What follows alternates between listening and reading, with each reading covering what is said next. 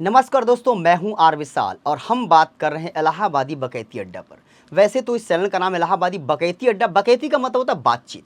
आज मैं आपको बताने आया हूं कि आखिरकार ब्लैक बॉक्स क्या होता है। जब भी कोई जहाज, जब भी कोई प्लेन क्रैश होता है तो सबसे ज़्यादा जो शब्द चर्चा में होता है ब्लैक बॉक्स।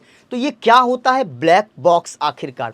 एक्चुअल में ब्लैक बॉक्स किसी भी फ्लाइट में लगा हुआ सबसे इम्पॉर्टेंट इंस्ट्रूमेंट होता है, सबसे महत्वपूर्ण उपकरण होता है जिसे जहाज के पिछले हिस्से में लगाया जाता है।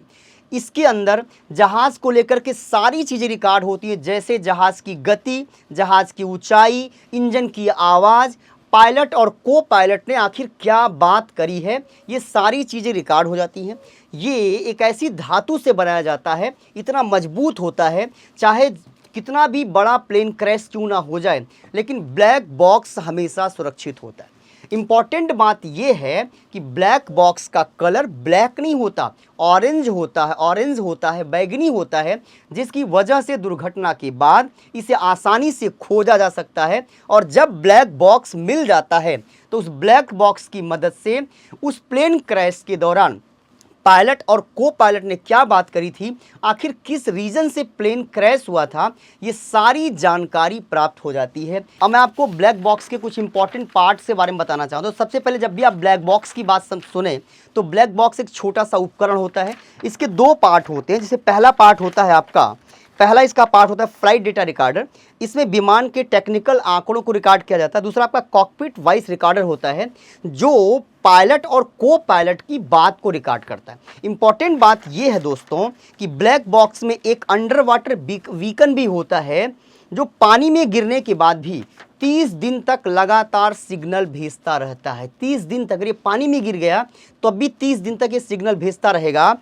इसका सिग्नल समुद्र के 14,000 फीट की गहराई तक पकड़ में आ सकता है। अगर हमारा ये ब्लैक बॉक्स गिर गया पानी में, 14,000 फीट की गहराई तक चला गया, तब भी इससे जो आपका अंडर वाटर बीकन है उससे सिग्नल मिल जाएगा। मतलब कि ब्लैक बॉक्स पकड़ में आ जाएगा हमारे हाथ में। आज की टेक्निकल ज़माने में ब्लैक बॉक्स किसी टाइम मशीन से कम नहीं है दोस्तों। ये हमें बताता है कि विमान दुर्घटना से ठीक पहले आखिर क्या क्या हुआ है। अगली बार जब भी आप ब्लैक बॉक्स का नाम सुने तो आप समझें कि ये एक छोटा सा यंत्र होता है और इसके अंदर छुपा होता है दुर्घटना का पूरा राज। आपको पता है कि अहमदाबाद में भारत का सबसे बड़ा प्लेन क्रैश हुआ है। आज तक हिंदुस्तान में इतना बड़ा प्लेन क्रैश नहीं हुआ था।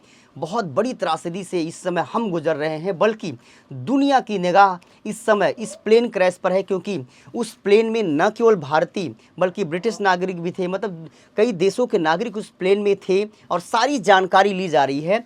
ब्लैक बॉक्स मिलने के बाद हमको सबको ये पता चल जाएगा कि आखिरकार इस प्लेन क्रैश के पीछे का रीज़न क्या था, जिसको आपने देखा कि अभी अलग अलग विशेषज्ञ इसके अलग अलग रीज़न बता रहे हैं कि दोनों इंजन एक साथ फेल हो गए होंगे, या पायलट ने मतलब पायलट से कोई गलती हो गई होगी, या मतलब कि बर्ड हिटिंग हो गई होगी। ये सारी जानकारी हमें मिलेगी ब्लैक बॉक्स से। तो जैसे ही ब्लैक बॉक्स मिलता है हमें इन्फॉर्मेशन मिल जाएगी। एक इम्पॉर्टेंट बात है कि ब्लैक बॉक्स हमेशा जहाज के पिछले हिस्से में लगाया जाता है, क्योंकि ये बात दीगर है कि जहाँ किसी भी प्लेन क्रैश में जो सबसे सुरक्षित हिस्सा होता है, जहाँ पर सबसे कम क्षति होती है, सबसे कम हार्म होता है, वो होता है जहाज का पिछला हिस्सा। क्योंकि चाहे वो बर्ड हिटिंग हो, चाहे और कोई रीज़न हो, हमेशा कॉकपिट पे ही पहला वार होता है।